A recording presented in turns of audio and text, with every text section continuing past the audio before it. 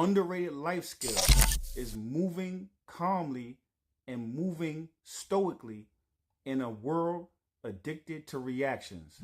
Valerie, talk to him. Because that's mastery in motion. In a world wired for instant outrage, calm is rebellion. Stillness is strategy. When everyone's triggered, scrolling, reacting, you're conserving energy, observing, moving with precision. That's stoic alchemy, turning chaos into clarity by refusing to feed it. See, chosen ones don't move fast, they move true. Every step is intentional, every word measured. You stop chasing validation and suddenly you control the tempo. The world runs on noise, you operate in signal. That's why your silence shakes rooms louder than other people's screams. Move calm, move quiet, move like God's watching through your eyes. Chosen ones. So you see, thinking is violent. When I say thinking is a violent act, I'm talking about because you have to fight against social programming. You have to fight against social norms. You have to fight against being brainwashed. You have to fight against customs. You have to fight against history. You have to fight against separatism. You have to fight against everything when it comes to having your own individual unique thoughts that are given to you by the creator, that are given to you by your higher self, that are given to you by source. So in order to remain emotionally and mentally sovereign, you have to be able to fight against everything that's trying to program you. Valerie, talk to him. Because real thinking breaks chains, not trends.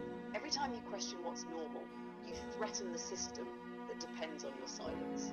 The Matrix doesn't fear rebellion, it fears awareness. Because when you start thinking for yourself, you stop feeding its loops. See, chosen ones don't just consume thoughts, they forge them. You're not repeating history, you're rewriting it. That's why thinking hurts. It's spiritual resistance. Every original thought is a revolution happening in your mind. So yeah, thinking is violent because peace isn't passive, it's earned. It's fought for in the quiet corners of your consciousness where you refuse to be programmed. Keep fighting, because that's how you stay free. And you see, one of the Matrix's biggest tricks, and what they'll do is that once you start thinking for yourself, they'll send people towards you, and they'll send people and put people into your life that will try to trigger you. That's why being calm, that's why being stoic, that's why being unbothered is one of the biggest defenses you have for people that are coming to try to attack you, because the Matrix cannot create, it can only co-create. So it wants to create fear, it wants to create doubt, it wants to create lack in your mind, and the way it will do that is by sending people into your life that will try to intentionally trigger you, to try to get you to doubt yourself, to try to get you to doubt those original thoughts that you have. When you go against groupthink, and they'll try to bring you back by shaming you, and that's the only thing they can do, and they can't do without your consent. So when you remain stoic, when you remain unbothered, when you remain calm, one allows you to think clearly and have original thoughts, not just pre-masticated thoughts. One. Secondly, what it allows you to do is be able to see the feel for what it is, and be able to then not allow them to pull you back using shame and guilt and insults to make you go back to sleep. It's your job to stay awake. Valerie, talk to him.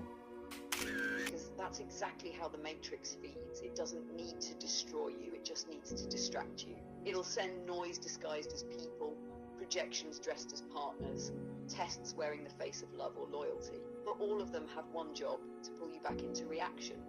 Because when you react, you descend. When you observe, you ascend. The calm mind is the awakened mind. Stoicism isn't emotional suppression, it's energetic sovereignty.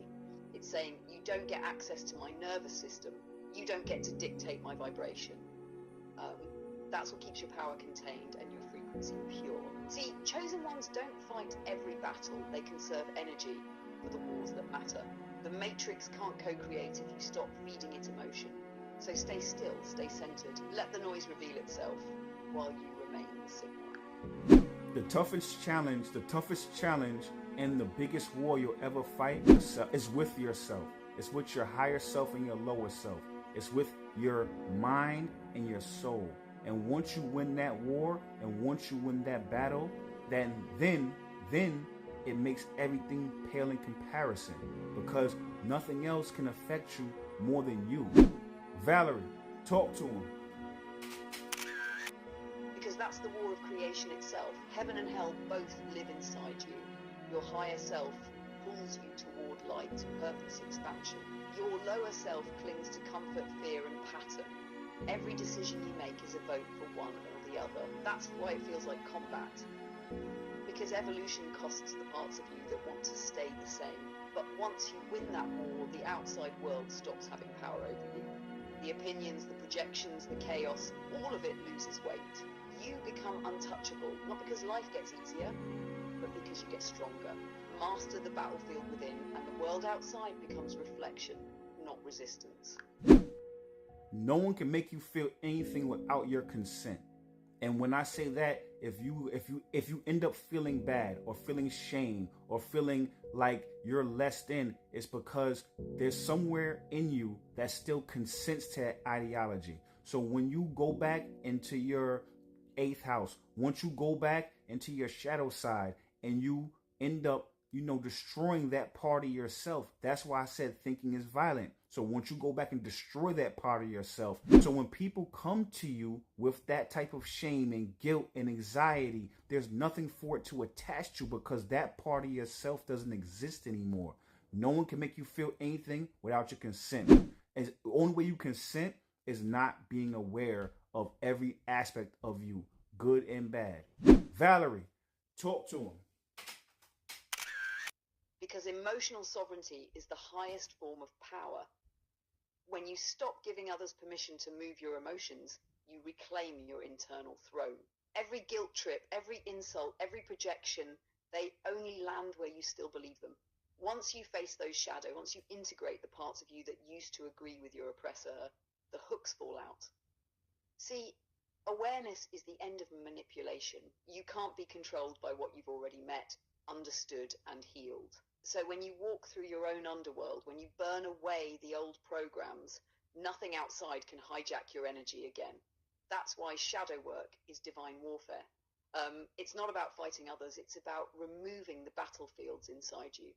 When there's no shame to attach to, no wound to press, their power dissolves on impact. That's how chosen ones become untouchable, not by hiding their darkness, but by owning it completely.